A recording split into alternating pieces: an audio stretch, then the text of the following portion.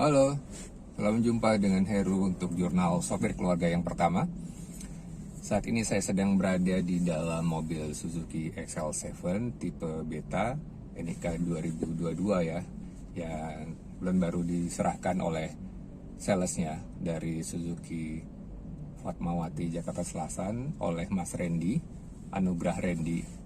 Kebetulan Mas Randy ini juga YouTuber, jadi eh, untuk serah terima minggu lalu dia dokumentasikan dan dia tayangkan di YouTube. Jadi saya juga rekam. Jadi saya punya semacam behind the scene dari video serah terimanya Mas Randy itu. Ayo kita lihat. Oke, ini behind the scene dari videonya Mas Randy ya, berarti serah terima dari mobil ini kemarin minggu lalu hari Jumat. Nah, sebelum serah terima ini sudah tinggal closingnya saja ya. Sebelumnya Mas Randy sudah sempat menjelaskan beberapa fitur, kemudian kelengkapannya.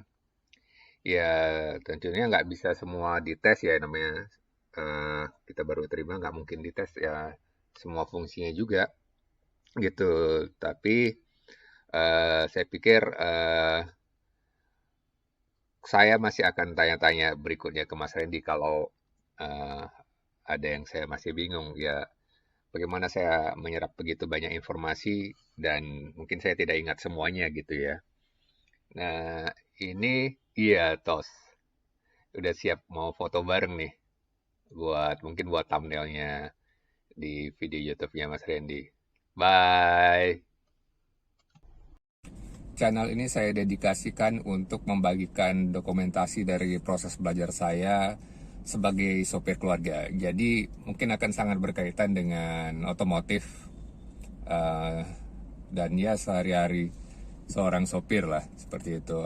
Apalagi yang baru belajar seperti saya ini. Jadi saya sebetulnya sudah bisa bawa mobil ketika SMA, sudah bisa nyetir mobil, tapi lama tidak dipakai keahlian tersebut, kemudian baru mau mulai lagi sekarang ini. Ya, sekarang ini saya masih berusaha berjuang menghafal, mengingat tombol-tombol pengendalinya di dalam mobil ini ya. Seperti lampu-lampu yang mudah tersenggol oleh tangan saya dan langsung bereaksi.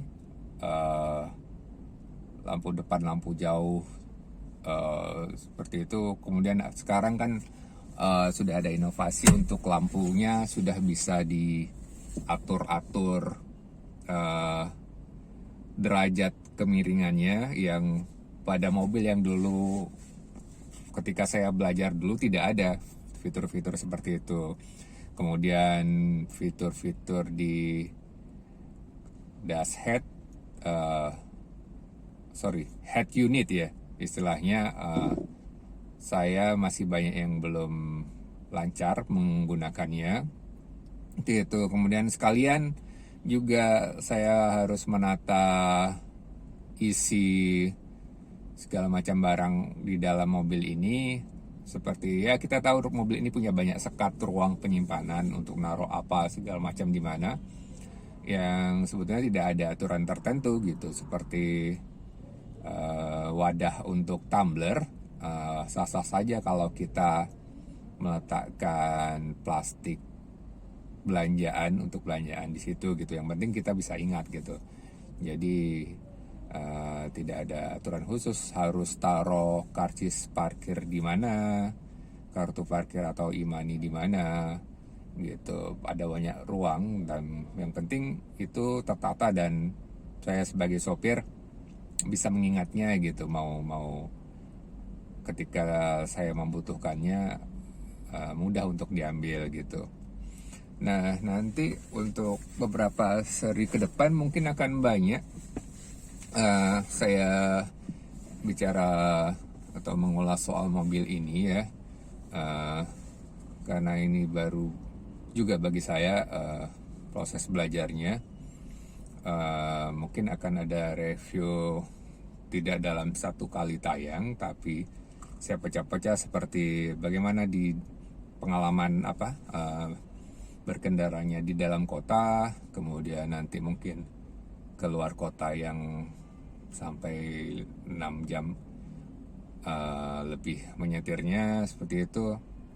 Kemudian bagaimana feel-nya, bagaimana rasanya penumpang di tengah, bagaimana rasanya penumpang di belakang, jalan menanjak, jalan rusak, bagaimana pengalamannya kita dengan mobil ini. Akan coba saya review satu persatu detailnya. Yang pasti nggak cukup dengan satu video gitu ya, nggak cukup dengan satu vlog.